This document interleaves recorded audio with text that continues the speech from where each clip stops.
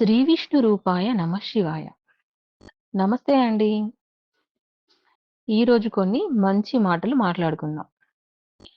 ఒక శిష్యుడు గురువుగారిని అడిగిన ప్రశ్న ఇది.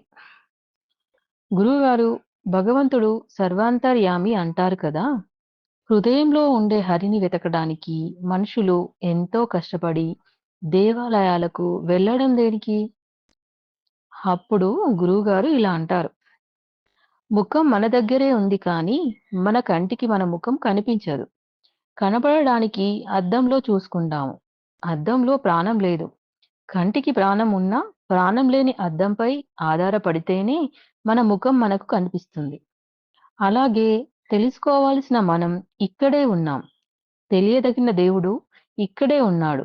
కానీ ఆ తత్వం చూడాలంటే ఈ రెండూ కాకుండా మనకి ఏదైనా ఒక అద్దం లాంటిది కావాలి. అదే విగ్రహం. భగవంతుడు అంతటా ఉంటాడు. అనుకున్నప్పుడు విగ్రహంలోనూ ఉంటాడు. అందులో భగవంతుణ్ణి చూస్తే భక్తి మనకి కావాలి. మనలోనే భక్తి, విగ్రహం ఈ 2 అద్దం లాంటి ఫలితాన్నిస్తుంది. అప్పుడే భగవంతుడి సాక్షాత్కారం పొందవచ్చు. అందుకే గుడికి వెళ్ళాలి.